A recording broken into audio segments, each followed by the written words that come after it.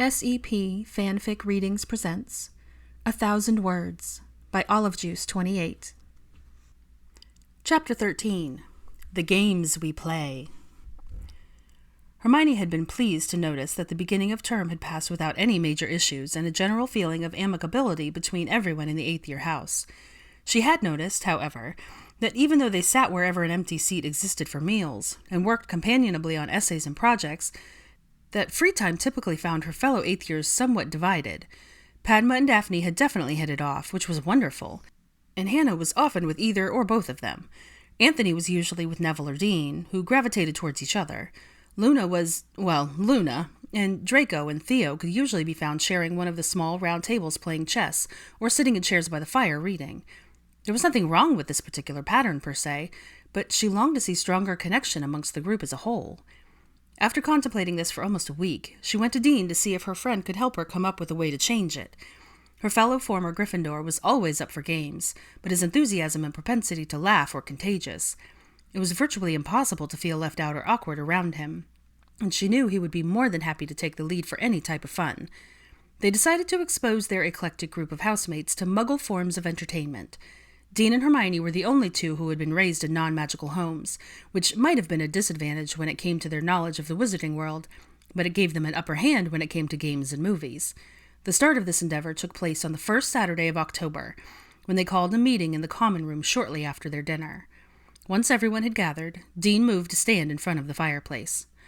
"Right," he began, grinning at everyone. "Hermione and I thought it would be fun to introduce you lot to some of the best games on the planet."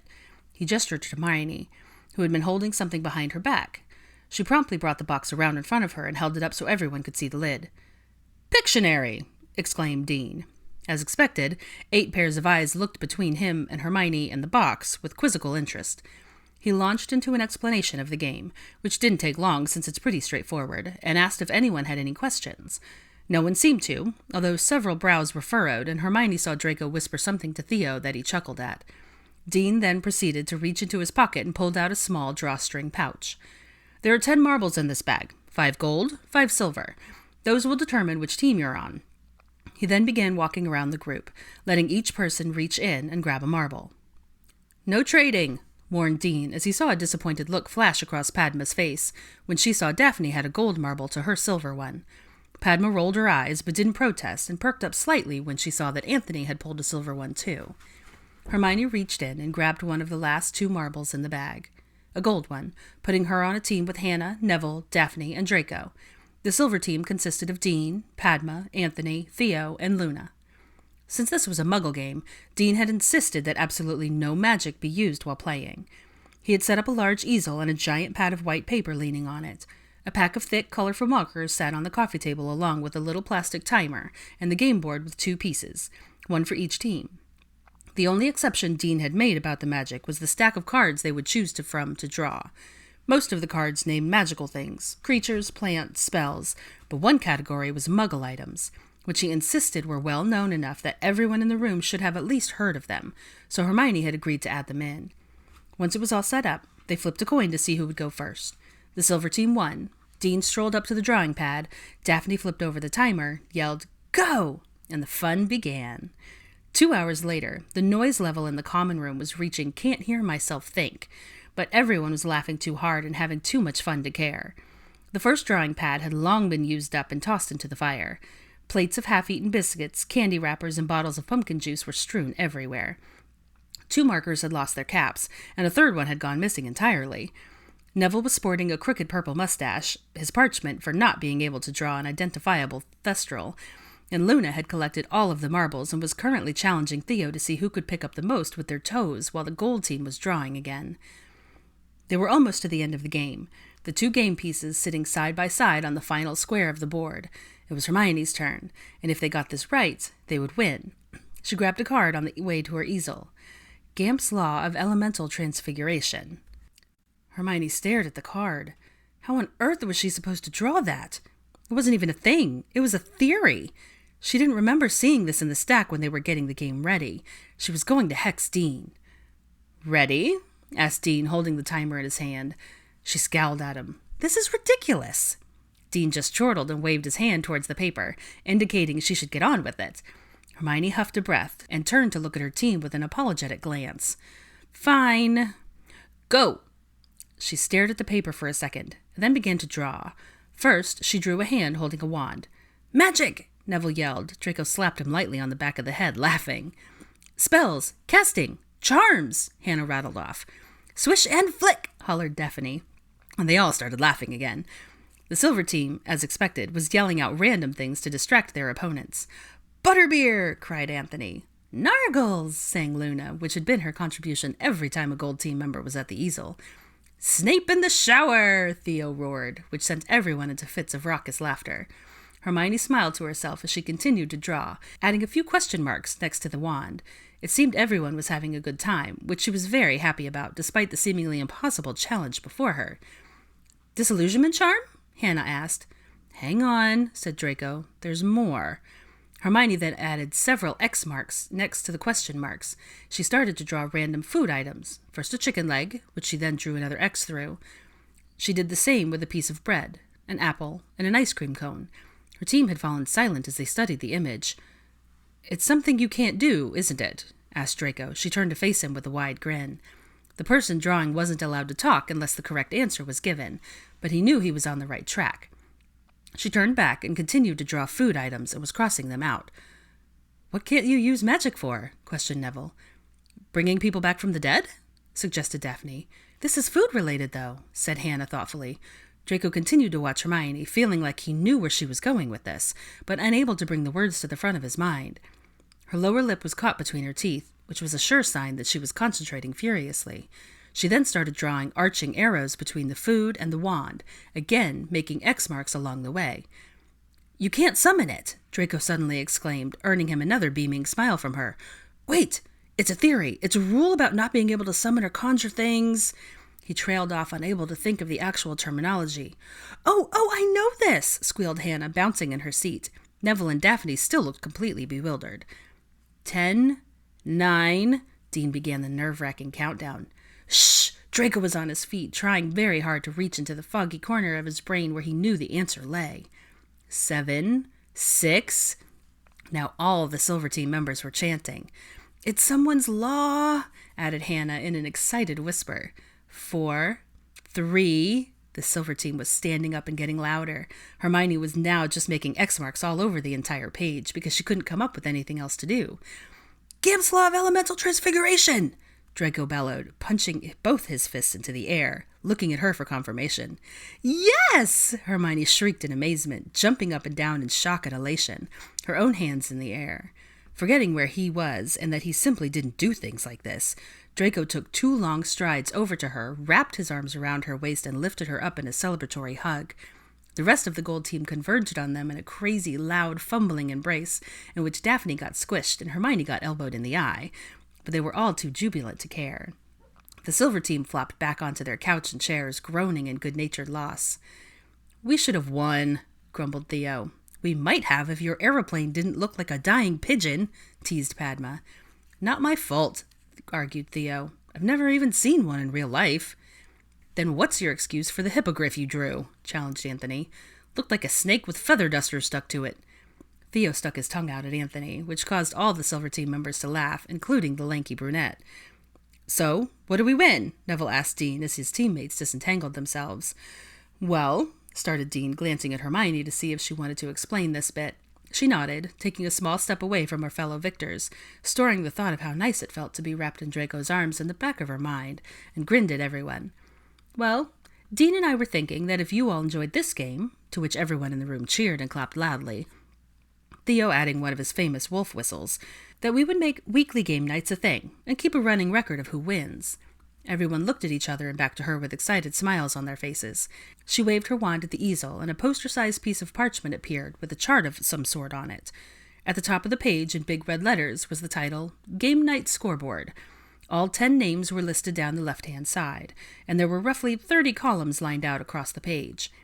On the top of the first column, she wrote Pictionary in tiny letters and then proceeded to put a 1 in the box in the column that corresponded with her teammates' names. Every time we play, the person or people who win will have their points added on here. At the end of the year, whoever has the most points will win something. She beamed at them. happy to see them all just as excited about this as she was. "We haven't come up with a prize yet," added Dean, "so if you've got any ideas, we'd love to hear them." "Are there enough games to last all year?" asked Anthony skeptically. "Oh, yes," chuckled Hermione. "Yeah, no worries there, mate," said Dean. "I think it's a terrific idea," added Padma, who was searching under the couch for the missing marker caps. "Accio marker caps," drawled Theo lazily, and 2 caps came zooming from under the couch cushions. "Right then," said Dean, clapping his hands together. "This concludes our first ever 8th year game night. I think we can all agree it was a success." Concurrence was heard from everyone as the housemates started to clean up the room and head off to bed, no one having realized just how late it really was. Hermione was tossing the last few crumpled pieces of paper into the fire when Dean came up beside her. "I think that went really, really well, don't you?" he asked. "Yes, it went even better than I'd imagined. Everyone seemed to get into it and have a good time. Although I'm not sure I forgive you for that last card." She glared at him in mock fury. "Ah, well, you won anyway," teased Dean cheerfully. "What should we play next week?" Pondered Hermione. "I'm not sure. What do you think?" A devilish grin spread across Dean's face. "How about Monopoly?" "Oh, no, Dean," gasped Hermione. "They all got along so well tonight. I don't want to test them out with that game quite yet." She shook her head and chuckled. "Not sure these newly formed friendships could handle it." "Ha!" burst out Dean. "You're probably right. Well, I'll think about it. You too, yeah?" "Definitely. Thanks again for helping me with this." "No problem. It's a great idea, and I think it's important. I know everyone is probably tired of hearing about house unity, but it's the only way forward, really, you know?"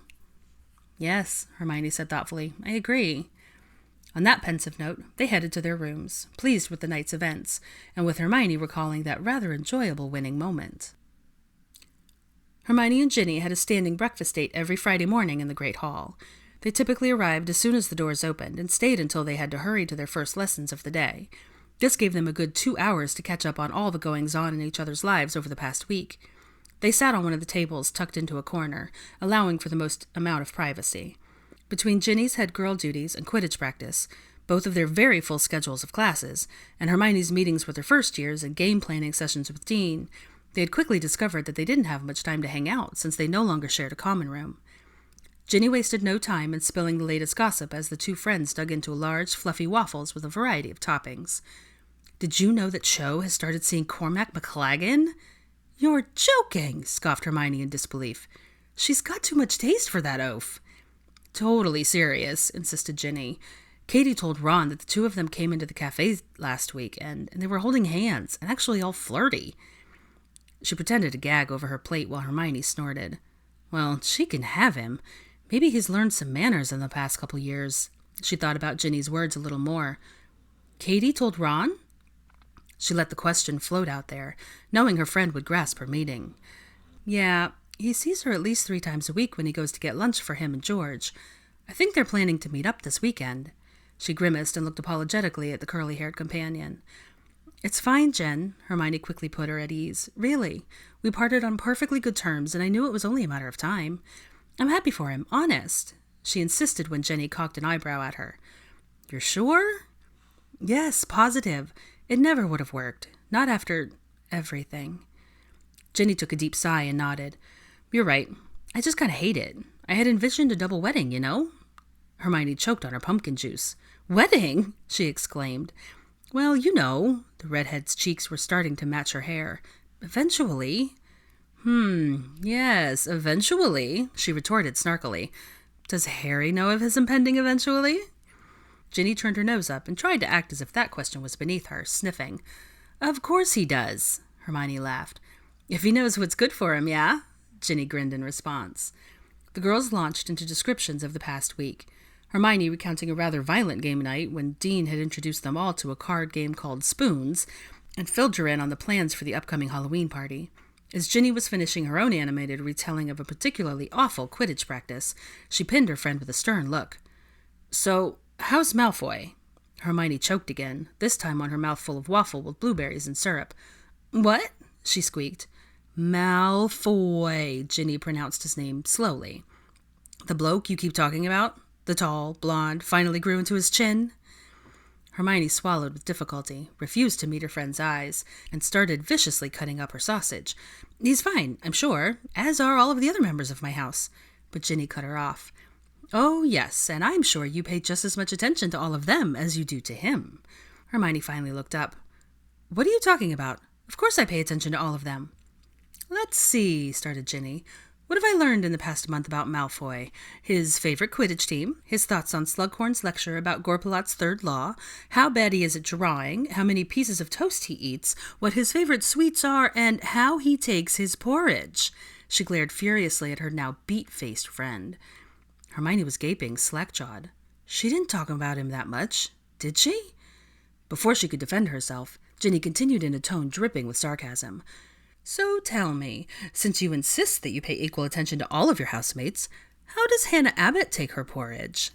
Hermione refused to even attempt to answer this, preferring to go back to stabbing at her waffle. "How about Anthony Goldstein? What's his favorite Quidditch team?" Again, Hermione ignored her. "Ha!" Ginny said triumphantly, pointing her fork, which was stacked with waffles, strawberries, and cream, directly at Hermione. "You know I'm right. Admit it!" With as much dignity as she could muster, Hermione raised her eyes to her insistent breakfast partner, stuck her own nose in the air, and shrugged. A split second later, the two girls dissolved into a fit of giggles. After much hiccuping and wiping of the eyes, they settled down enough to resume eating, and Hermione reluctantly admitted something. "He's really changed, Gin." She swirled a forkful of waffle in her syrup. "I find myself looking for him sometimes, and I enjoy his company. But we really are just friends." At this, Ginny made a sound of disbelief through her mouthful of bacon. "No, truly," Hermione gazed at her imploringly. "It's much too soon for me to even be considering anything else. With my parents, and just being back here, and even if I did, there's no reason for me to believe he'd return my feelings." "He'd be a right tosser not to," her loyal friend exclaimed. Hermione grinned. "Well, I'll let you know if he turns out to be the one. But please promise me that you won't say anything to Harry or Ron. There's nothing going on, and I don't want them to freak out. I know they don't hate Malfoy anymore, but I doubt it would go over well." "Harry considers him a friend, you know," interjected Ginny. "I know," sighed Hermione. "And I know Malfoy feels the same, which still amazes me, but you know how Ron is." "Too right," agreed Ginny. "I promise. I won't say a word." They continued their breakfast, jumping around to random topics, and eventually agreeing to see each other over the following week. As Hermione made her way to her first class, she realized she felt relieved. It was nice to share her feelings about Malfoy, however undefined they might be, with someone else. It made her feel like maybe there was a possibility for things to become more. She shrugged to herself, smiling at the thought.